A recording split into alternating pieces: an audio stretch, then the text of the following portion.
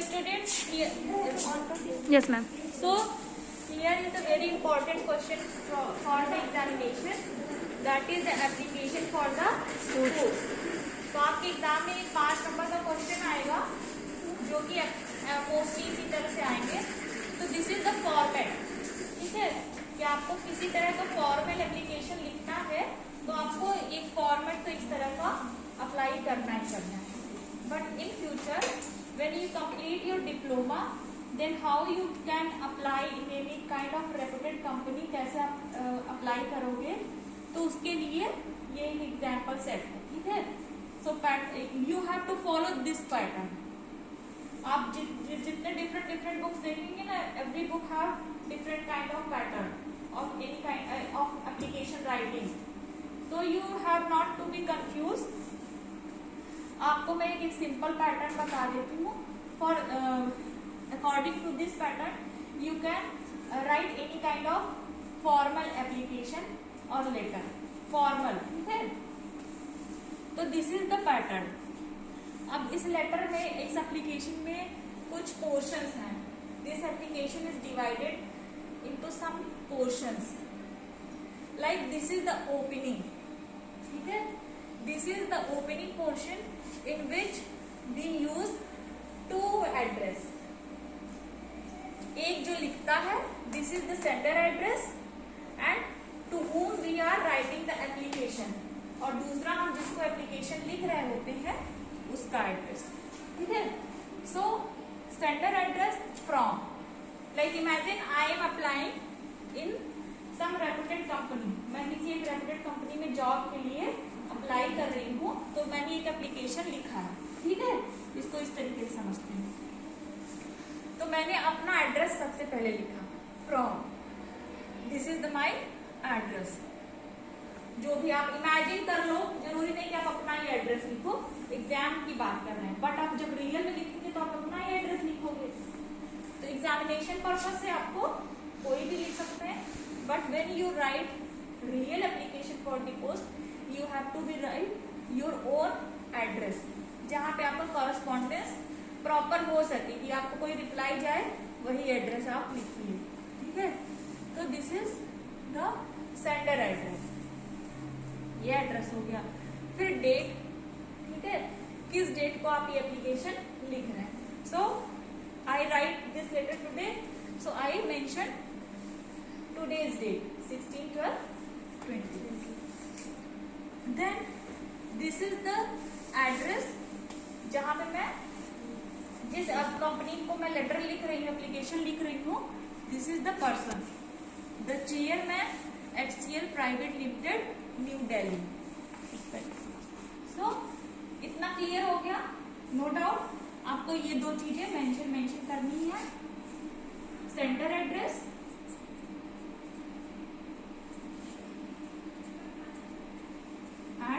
dates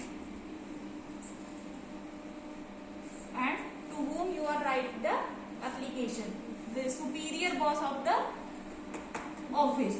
जिस office को लिख रहे, जिस कंपनी को लिख रहे हो, वहां का कोई ऐसा उसी के नेम से कोई निकला होगा एडवर्टीजमेंट, तो उसी के नेम से हम एप्लीकेशन लिखें. तो ये this is the address, address of receiver. So now this portion is subject. ठीक है, this is the opening. Now this is the subject. Any formal application or letter must needed this portion. ये portion होना ही होना है, because आपका पूरा letter का जो समरी है इसी में पता चल जाएगा. ठीक है, तो you are writing for the post application for the post of office manager. ठीक है, आप आफ्टर डिप्लोमा कंप्लीट करने के बाद ऑफिस मैनेजर ही तो बनोगे. सो आई जस्ट, अगर आपको कुछ और आगे चल के कुछ और भी बन रहे हैं, कुछ और पोस्ट के लिए अप्लाई कर रहे हैं, बस you have to change the post name. ठीक है, if you are going to do some other job, ठीक है, some other kind of post if you are going to do, then you can change the post name only. ठीक है, जैसे अगर civil engineer का student होगा, उसको JEE बनना होगा, then he can mention application for the post of junior engineer. ठीक है, तो जिसको जो पोस्ट से अप्लाई करना है वो पोस्ट यहाँ पे मेंशन होगा. अब ये हमें पता कहाँ से चला कि हमें ये पोस्ट के बारे में, तो किसी पेपर में एडवर्टीजमेंट निकलता है तो हम वो पेपर में देखते हैं, आर्टिकल में देखते हैं, नेट पे देखते हैं, कहीं से हमें इंफॉर्मेशन मिली होती है. So we are just applying for this post. So we are applying for the post of office manager. हमने दैनिक जागरण न्यूज़पेपर में पढ़ा कि ऑफिस मैनेजमेंट पोस्ट निकली है, तो हम उसके लिए अप्लाई करें. ठीक है, देन दिस पार्ट इज, फिर आपको ये सब्जेक्ट,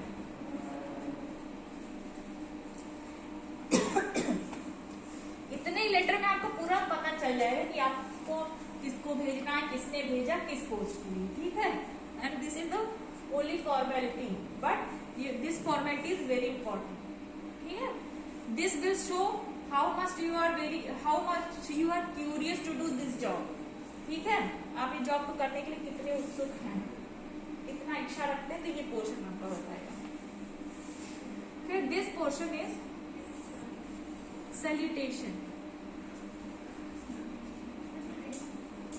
ठीक है, जैसे करते हैं ना, तो अब आजकल इसमें ये तो ओल्ड ट्रेडिशन हो गया, सर मैडम जो भी करने का. अब आज इसके साथ भी रिस्पेक्टेड सर भी जोड़ सकते हैं. रिस्पेक्टेड सर, अब आपको पता नहीं है सामने वाला चेयरमैन सर है या मैडम, अगर if you don't know the person is sir और मैम, तो यू कैन मेंशन सर और madam both with oblique.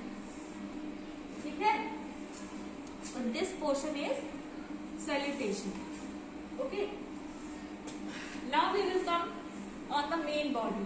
This is the main body of the application. So like in response to your admit, क्योंकि हमें पता चला कि हमने दैनिक जागरण में पढ़ा, इसको किसी भी न्यूज़पेपर में पढ़ा, not mentioning a particular newspaper. You can find this news from any newspaper like Dainik Jagran, Times of India, the Hindu. There is so many newspaper in the market. तो हमने पढ़ा इन द रिस्पॉन्स, तो हम उसको पढ़ के हम ये अप्लाई कर रहे हैं, कंपनी को रिप्लाई दे रहे हैं, भेज रहे हैं अपना सब, अपना क्या रिज्यूमे वगैरह भेज रहे हैं. तो हमने एक एप्लीकेशन लिखा, in response to your advertisement published in Dainik Jagran dated 10 दिसंबर 2020. ठीक है, 10 दिसंबर 2020. I would like to apply for the vacant post of office manager in your reputed company. Sir, I have qualified the 2-year diploma this year from Government Polytechnic, Lucknow, with a specialization in office management. Okay, I passed with 78% marks. I hereby attach my biodata for further reference. Given a chance to serve as an office manager in a esteemed company, I shall accomplish all my duty with diligence and honesty that would be entrusted to me. ठीक है, ये आपका main body हो गया, जिसमें आपने अपनी इच्छा जाहिर की है कि मैं इस रेप्यूटेड कंपनी में जॉब करना चाहती हूँ प्लीज. और मैंने अपना ऑफिस मैनेजमेंट का कोर्स 78% मार्क्स जो भी आप पास करेंगे उसका जिक्र करेंगे. And I am here bye I attach my biodata with for further reference. ठीक है, सारा आपने बाकी का एजुकेशन क्वालिफिकेशन का आपने बायोडाटा भी भेज दिया. तो आप कह रहे हैं कि please give me chance for in your reputed company और in your esteemed company, so I can serve you honestly. मैं ईमानदारी के साथ और जिज्ञासा के साथ आपकी कंपनी में काम कर सकूं, तो उसके लिए कृपया मुझे अपनी कंपनी में ज्वाइन कराएं. ठीक है, तो this is the main one. अब ये हो गया आपका thanking you in application, yours sincerely and in closure biodata. फिर आपका बायोडेटा आ जाएगा। ठीक है, अब बायोडेटा में आप यहाँ पर अपनी जितनी भी पर्सनल डिटेल एंट्री कर सकते हैं। मैंने फॉर एग्जांपल आपको name, father name, date of birth, address, mobile number and email, बाकी आपका ट्विटर अकाउंट है, फैक्स नंबर है, मोबाइल नंबर है, लैंडलाइन नंबर, जो भी आप अपना पर्सनल इंफॉर्मेशन दे सकते हैं, you can mention in this field, in this area biodata की। ठीक है, फिर this is your degree chart या क्वालिफिकेशन, ये बहुत बेसिक सा बायोडेटा है। ठीक है, इसके बाद जब आप बहुत अच्छे अच्छे कंपनी में काम करने लगे, एक्सपीरियंस करने लगे, तब बायोडेटा आप नहीं भेजेंगे, तब आप क्या भेजेंगे, रिज्यूम और सीवी। तो उसको हम नेक्स्ट क्लास में डिस्कशन करेंगे कि हाउ मेक अ सीवी या रिज्यूमे।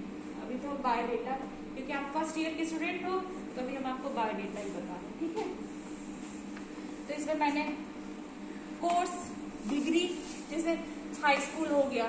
ठीक है, सबसे पहले आप तो हाई स्कूल, इंटरमीडिएट यही तो पास होगे। Yes, अभी तो आप जब 2 साल का डिप्लोमा कंप्लीट कर लोगे तभी जॉब अप्लाई करोगे। मान लो हाई स्कूल, ठीक, इंस्टीट्यूट यूपी बोर्ड, जिसका यूपी बोर्ड होगा यूपी बोर्ड कर लेगा, जिसका सीबीएसई होगा वो सीबीएसई बोर्ड। ठीक है, जो बोर्ड होगा वही मेंशन करना। और बायोडेटा में आपको कोई भी गलत इंफॉर्मेशन नहीं देनी होती, क्योंकि वेरिफिकेशन होता है। जैसे आप लोगों ने काउंसलिंग कराई तो सही सही डेटा ही तो आप अपना दिए, फिर आप आए वहां पे ओरिजिनल मार्कशीट वगैरह दिखाए, तो सेम आपको कंपनी में भी अपनी ओरिजिनल चीजें ही भेजनी होंगी। अब हाई स्कूल में आपके क्या क्या सब्जेक्ट थे आप यहाँ पे मेंशन कर लेते हैं। ठीक, टोटल मार्क्स आपके कितने थे, मान लो 439 थे, इसका परसेंटेज आप निकाल लीजिए। जो भी आपका मार्क्स रियल मार्क्स रहे होंगे उसके परसेंटेज एंड रिमार्क में आप बता सकते हैं कि इस सब्जेक्ट में मैंने डिस्टिंक्शन मार्क्स पास किए हैं। ठीक है, या मैंने स्कूल टॉप किया है, तो कुछ भी जो भी आप हाई स्कूल में आपका रिमार्क होगा वो आप कर सकते हैं। ऐसे इंटरमीडिएट जैसे जैसे आपकी क्वालिफिकेशन बढ़ती जाएगी आप लिखते जाएंगे। ठीक है, तो this is your biodata format. Any doubt?